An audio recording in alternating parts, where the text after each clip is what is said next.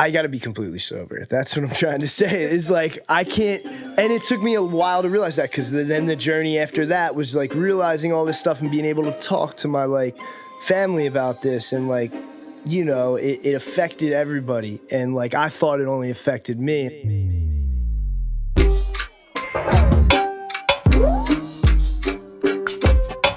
Hello, Dead Talkers.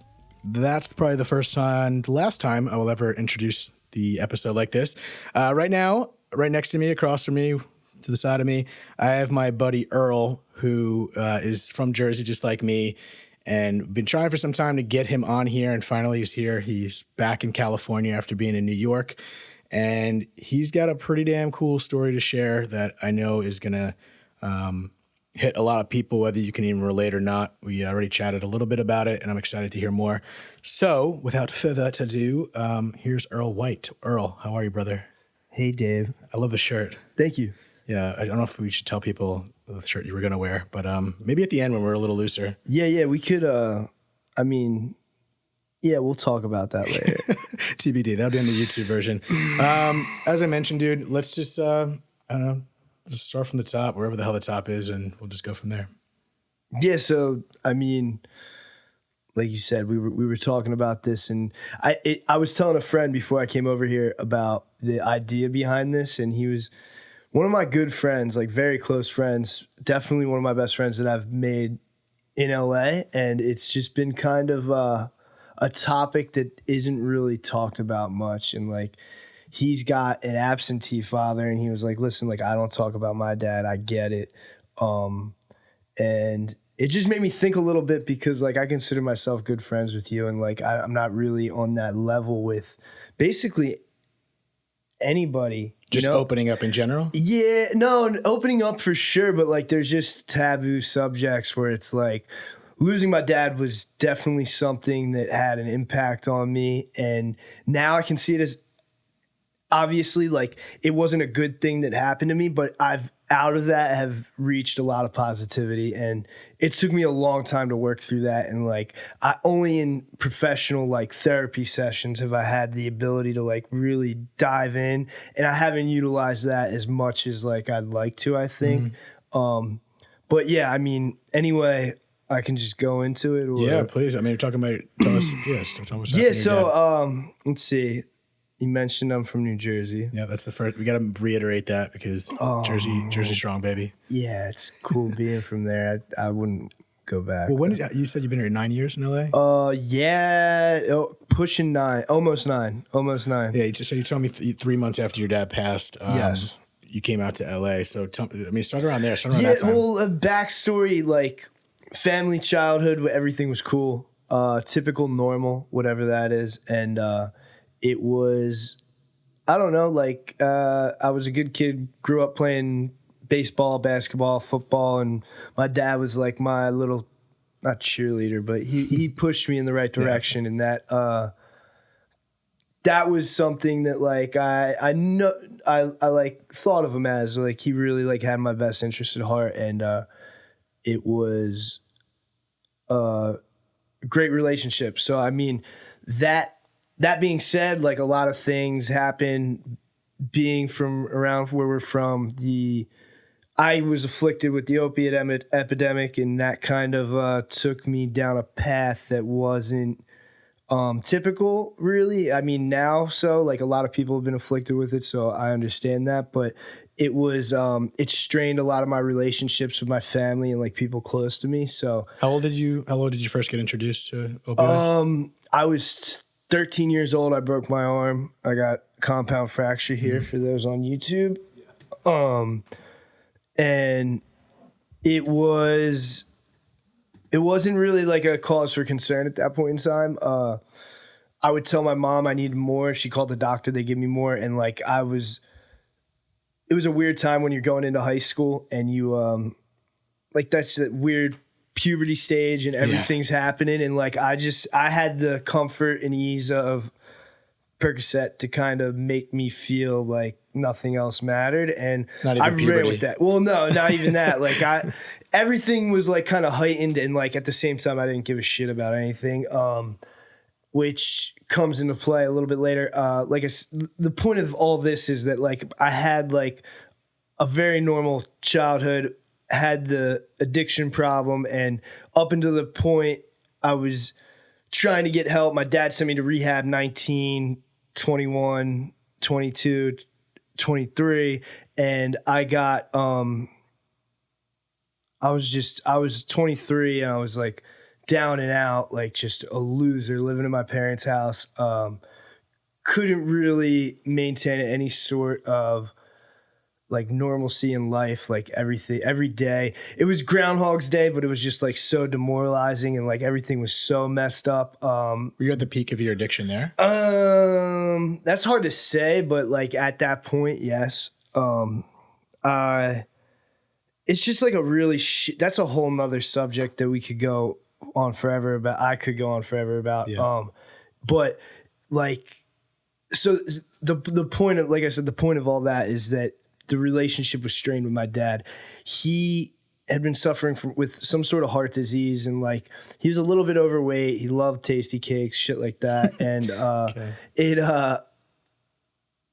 and then at some point I felt responsible because I was such a stress. Like I was a good son, and like I went down this dark path, and that adds a lot of stress on the people that care about you. He suffered a heart attack in July of 2012, mowing the lawn, and he had passed away from that. And that was kind of, I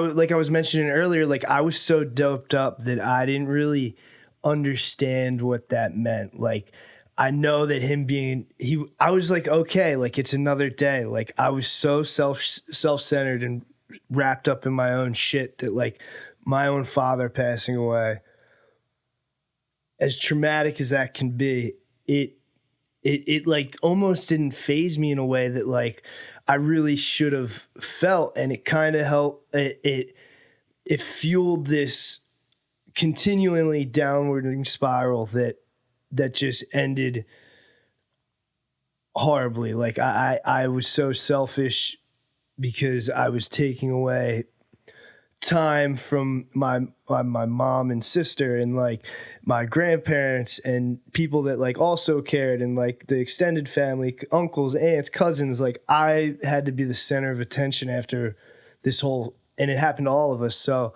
I kind of I felt like that was it. And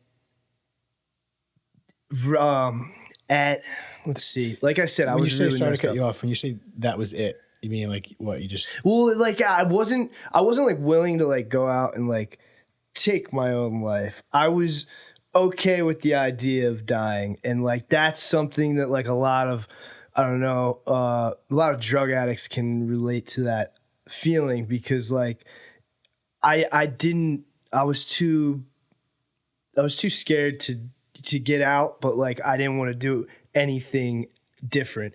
And eventually it caught up to me like fairly quickly, but like I said, exponentially after that incident, or after the passing of my father, it kind of, it wore on everybody. So I was just adding to the worriers and what happened. And my mom was just kind of, I don't know, I could tell there was something off, and she wanted me to get help. And like up until that point, I've been in and out, and kind of just like I felt like a burden, but like she still cared, and she wanted me to get help. So I came out to California, and that's when my whole journey started out here. And then as soon as I dried out, like realizing what had happened, like I was like, fuck, like I lost my dad, and like I wasn't a good son, and like all this stuff. And I had to do a lot of work around that to like even get to the point where I could like openly talk about it. And it just kind of, I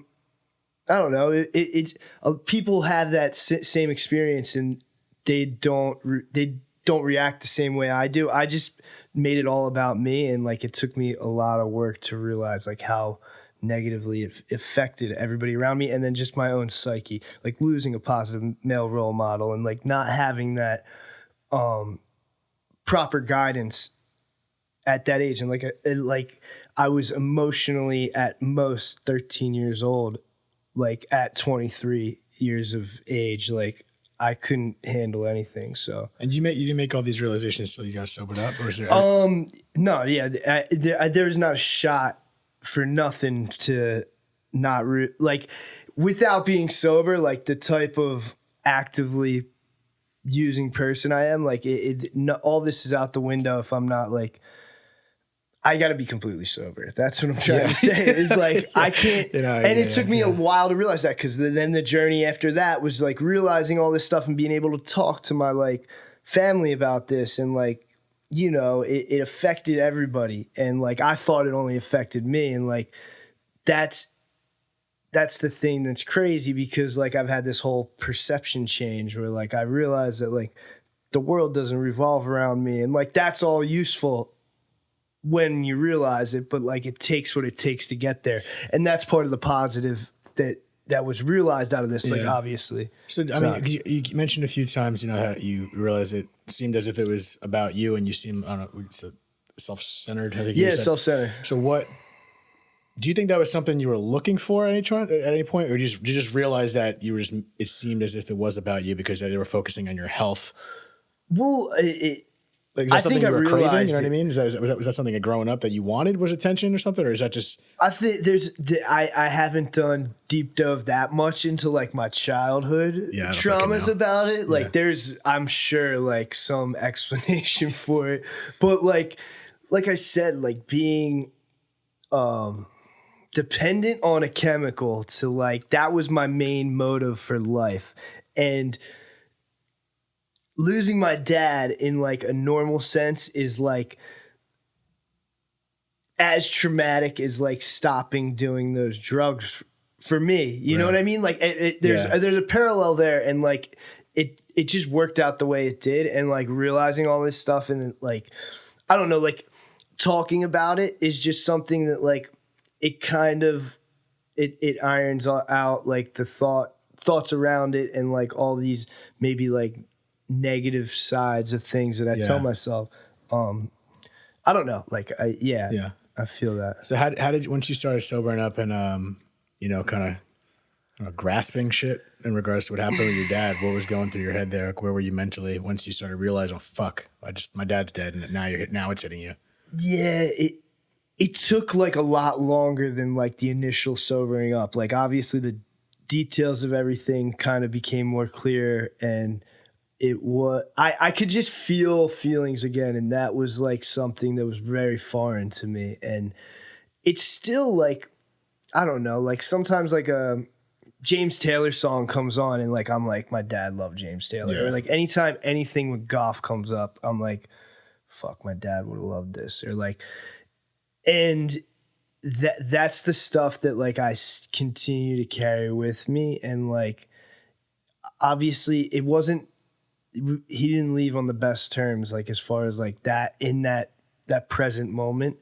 I was very I guess aggressive and just like not receptive to any sort of love or caring, and it showed. Like I was verbally abusive, and like just not, I didn't care about anything, so it was really hard for him to see that. And like that's just not who I am. That's who I had become. And it took me a while to separate the two. Like I thought I was a piece of shit because of the way I acted, but I'm just capable of that if I remain unchecked. So, I mean,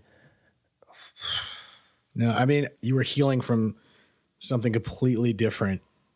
Like you're going through what you're going through, and then your dad dies, and it seemed like you mentioned the focus of your family was on getting your health together, right? Well, yeah, just getting help and like being able to. And at that point, it was almost like, it was obviously first to even when you lose a father, you lose anyone. It's like, okay, it goes into mourning mode and grieving and being there for that. But it's such a, it's so counterintuitive there, because that happens, and then obviously your health is more immediate. But your family's focus was on your health, and the back burner was properly letting you heal from the mourning of your dad. So I'm curious to see, now that you're kind of cleared up, where's your head with it now? I mean, like he lived a beautiful life. It was very traumatic, but like that doesn't mean that I have to like shun it. Like I can openly talk about it. Like I can, share that experience, and like hopefully somebody can relate and they're able to like know that it doesn't have to be a complete downward spiral, or like, because I feel like it has a lot to do with mental health in my case, where like some people get sent off the deep end when something like this happens, and like I did literally with drug abuse, and like it kind of made me realize that like the two were connected at that point in time, and like it was a lot to deal with, and it took time to heal and all that, but like I just don't talk about it often. To date even like example, like I go to AA meetings, and like the whole idea behind it is like the communal aspect and like trying to help people. And like if I hear somebody is dealing with like the passing of a parent, I like to like throw in my 2 cents and like excuse me. Zoom tight. That's Corona, bro. Oh god, dude! Where's the hand sanitizer? Shit, just don't touch me. No. Stay over there. All right. We got a solid 4 free from each other right now. I'm good. So you talk about the meeting you're at. Yeah, no. I just share that experience with somebody if they're going through something similar, and like let them know that like everything's gonna be okay. Like it feels like the end of the world, but like everything's gonna be okay. How do you tell someone it's gonna be okay? Like, do you get kickback from that? They're like, no, it's not. And then what do you even say? It depends. If somebody is very typically, I won't offer up any advice to people that are that not ready to be like consoled. Like I just, you can kind of tell, you can read people's energy, and it's just like all I have is my life experience, and like that's the most I can really offer is just like what I've been through. And it's, I don't know, as far as like the passing of my dad, like it was something that like really I felt it, but it took so much time. And like, I know I thought it was all about me, and like the big picture is everybody was affected by it. And it was very selfish for me to act like that. Was that the turning point? Because what was the turning point to what? I mean, in regards to going to California and healing up. Like, as you mentioned something. It landed like once I like said I dried out, like it was like, okay, like I can do this. Like I can be a normal person in life. Like I can be a productive member of society. Whereas prior to that, I was not, that wasn't even a dream of mine. Like the biggest goal I had was just not to be dope sick. And that's like a really miserable place to be. So once I did come out here to the sunshine and the palm trees and the pretty women, it like kind of, I realized it's not that bad. You know what I mean? What, being sober? Life, you know what I mean? Like yeah, the whole picture. Everything. Yeah. Like like forget sobriety. Like, yeah, obviously all that came into play, but at first I was like, well, why was my reality that bad that I couldn't face all this? You're just in like a fog this whole time? Yeah, it's like hard to even pinpoint events. Like my whole adolescent or teenage years were just like constant blurs, and it kind of trips me out sometimes when I'm like kicking it with like Juan or like somebody like, and they're talking about something that happened in high school, and I'm like, what? Yeah, you don't even remember. That's wild, man. I don't even know I don't know what the fuck that's like. Yeah, I mean, I hope you don't. Thanks. I hope you don't find out. Yeah, thanks, Will. Not saying that it's like. No, I'm just saying like it's bad. Yeah, you know. But it's just wild. I wonder like where are you now in regards to where. Because you say you don't talk about it often, but, you know, there's some nostalgic shit that comes up, like songs. What do you think about? Like, are you living in the past about it in regards to just? No, well, the way I deal with it today is kind of just, I actively think of like how I'm gonna be a better person each day, and that sometimes is like my homage to my dad, because that's what he did. He raised a good son. He did the best he could with what he had, and the only way that I can really pay respect to him at this point is just living my most meaningful, purposeful life. And like it's a battle though, because it's hard to do sometimes. Especially like I said I was selfish, so like that comes and goes, and just being able to like communicate with my mom in like a healthy way and call my sister, wish her a happy birthday, check in on her and stuff like the little things that like used to seem like such big tasks or like it was like such a chore to do. Like I kind of take like some sort of ease and comfort and all that stuff. So. Fuck yeah, you should. Well, yeah, I mean, you know. I know. So what about your mom and your sister in regards to, obviously you all had completely different paths of handling the death of your dad. Do you guys ever speak about that specifically, or is that something that's kind of... My mom's like super old school, and like there'll be times maybe like when she's had a couple, like she's like opening up, like saying a silly story or something. But like basically I think it happened like the day before Father's Day. So like every year on Father's Day, she's like like says her 2 cents, and it, depending on where she's at, it's either like I miss him or... But it hasn't, not too communicative in regards to like how... No, not really. Like I said, like she's this old school Italian woman that like does not talk about feelings. She shows emotion, but like she doesn't communicate the emotions. What about your sister? She was younger. She's younger. She's had I don't know. She just like, she went down the same path as my dad. He was like a restaurateur, and she's like working in the hospitality field. Cool. And like basically does the same thing.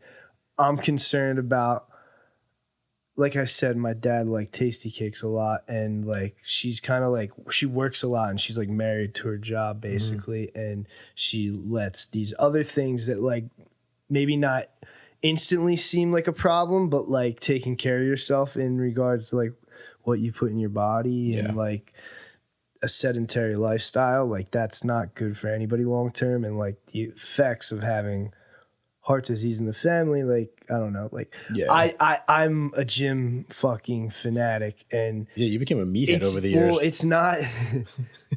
See, that's just a secondary effect, because it mentally, like I ran 3 miles today. Like I started cardio like maybe 6 months ago, and I'm at 3 miles now, which like I battle with smoking too. So let me preface it with that, because I do care about these things, but like I pick my battles. So I run 3 miles to hopefully outrun the pack of cigarettes that I smoke. There you go.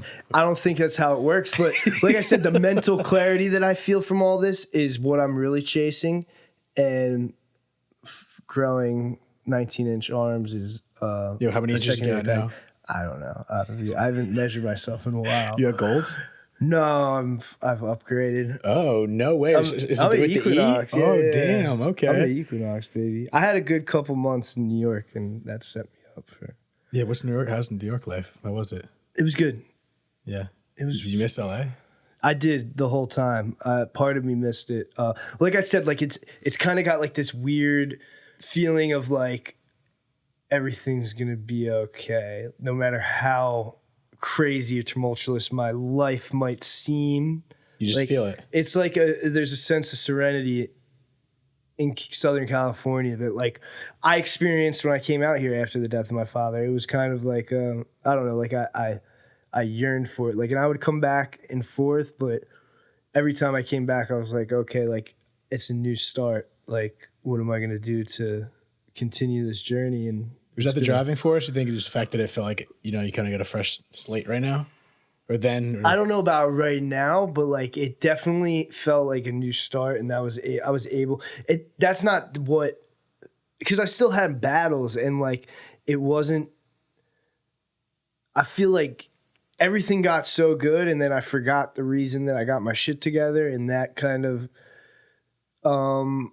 led to like me relapsing and like all that stuff that happened you hear about like with drug addicts. And at the end of the day, it's like, what am I doing today for myself? I can't trip out on all that other stuff that kind of gets you into trouble. So I don't know, like I feel at home here. Like I've created like I said, like a support system that kind of calls me out of my bullshit. And it's really, I don't know, like it is a new start in some sense. I'm happy for you, man. And how overall, like, do you think about your dad more now, or are you kind of at peace? Like, where are you at today with it?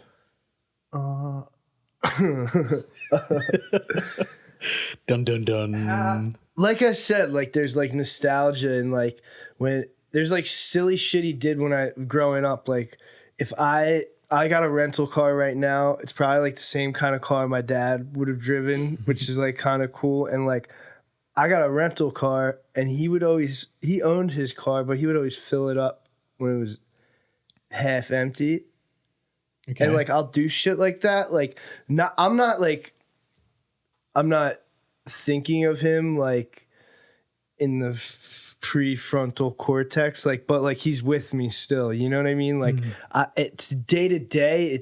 I can name it, but like I have these little things. Like I'm his son. Like I have all these, I don't know, like this laid backness about me that like he had, and like that's what I bring with me. So it's kind of like you just notice you're doing things that your dad used to do, and it kind of feels like as if he's with you. Yeah, it to a degree. Yeah, he instilled them, you know, like he instilled these habits, and I don't know. I guess I get to pick and choose which ones I get to bring with me. Yeah. Like he never smoked a day in his life, and really, yeah. Does your mom smoke? She used to, but like, I don't know. So I'm my parents' child, so like I think I took some. Is that what you are? I think so. Yeah. But I don't know. No, man, you've had a crazy ass ride, and just to see that, you know, you've taken those steps to get what you, and you said it was a journey. It wasn't just like an overnight thing. Oh, I'm good now. So it's good to hear how you did it. For anyone else that's like, we were talking before we got in the car, like you weren't sure how to tell your story. And I was like, there's probably so many people that have on the similar length of you like that. Well, no, yeah, I get that. And it's like I said, it's all at the end of the day, like, how can I be of service to like somebody that needs help is like what gets me out of myself, makes me a little less selfish. And like all this other shit that I complicate my life with, whether it's like money, women, romance, finance, like all this other stuff that like just complicates like the whole reason that I'm here is like not to take. Like I want to be able to give something and to be able to offer this. This is a very touchy like subject for people, and like I said, like my own family doesn't really talk about it, and like so it's hard for me to kind of like think about how they feel about it. Like obviously it's sad. Like we know it's sad. Like it's sad to lose somebody, but like what else is going on behind that? And like I'm not really sure what else I can say about that, like other than like I've been there, and I know everybody grieves at their own pace, and like you get through it like one day. So is that kind of how when you are helping other people that are in a similar boat, is it really just you kind of sharing your story to how you kind of rose above it? Yeah, I mean it's completely selfish in itself to want to feel good because you can share your story and just try to help somebody because it makes me feel good, you know like I want to feel good. Yeah, there's nothing wrong with that. Well, no, I mean it's way better than the alternative, which is like to completely destroy your life for like a 20-minute high. Yeah. No, man, I want to thank you for being on here. I guess I haven't spoke to anyone, you know, so far. We were shooting these episodes. Not that I could ever really relate with everyone. I mean, we have the backbone of both losing our dad, but you were battling something even, I don't want to say it's not more important, but more immediate in a sense that your health. So just the fact that, you know, you're going through it while that happens, it just didn't leave you any time to even mourn it, almost seems like. No, yeah. Do you feel like you did? Yeah, no, I definitely went through it, and like there was periods where it was heavier than others, and then like I didn't get to collectively mourn with my family, so that was different. Don't really talk about it in a roundabout way. Like it's like every the anniversary. exactly, like storytelling, stuff like that. And I don't know, like there's a whole family dynamic where like as I get older, I realize that there's more that goes into like a mom and dad than just like, oh, these are my parents. Like they love each other and like all that stuff, you know, like there's a lot more that goes into it. And everybody's got their own way to deal with it. Like, I don't want to speak on anybody else in my family, but like that's like how people just deal with things differently. And mine was one of the most extreme of the spectrum. So I just know that it doesn't help anything, you know, for the people around me that I care about. But so now thinking about your dad, you seem to use it more as a reason not to use. Like, does it ever get hard on the other side? Yeah, and I mean it is. That's not a direct reason, but like I said, it's kind of like part of this whole deal that I'm doing is like one of the steps is making amends to people, and like how do you make amends to people that have passed? Yeah, how do you kind of just you live each day in a righteous way, and like it kind of I don't know, it kind of just feels okay, like the order's restored, like, and depending on the day, you know. That might be the name. That's kind of a good name for the podcast. Live each day in a righteous way. Did I just? Is that a thing? Is that like you were telling I a don't specific sentence? know. No. That was all you? Nothing I say is original. Whatever happened? You used to have a meme page. Whatever happened to the meme page? Well, actually, since we're on the subject of death, I have this thing called Bird Graveyard, and if there's anybody that doesn't like rideshare scooters, go check it out, and you'll probably like what you see. But Bird Grave, I forget you told me that. Yeah. I didn't know you were still doing that. That had a pretty good following. I'm like not really active as much as I would be. Like the whole internet kind of lost its pizzazz like it once had, like you said. Like I was, let's say, addicted to the internet for a little bit and just traded it off much. I don't know if I wouldn't have died instantly, like checking Instagram, but it is an addiction, and I don't know. It's like you grow up and like I still enjoy like really edgy, like dark humor. Oh yeah, that's why I got you on here. I mean, we don't have any dark humor, but you know, you I get it. definitely like. I've never been offended in my life. I know that's very perfect for this. Nah, but man, I'm super proud of you. I mean, this is like a non-recorded thing. You know, I'm happy that you're back out here, and I'm happy that I got to hear, and everyone else listening, whoever the hell's listening, how this man got through it. So I feel like you'd be a good person to play off than anyone else's. You know, I guess seeing a point where you think that's it and there's nothing more, and then clearly you got your head above water. So that's fucking amazing, dude.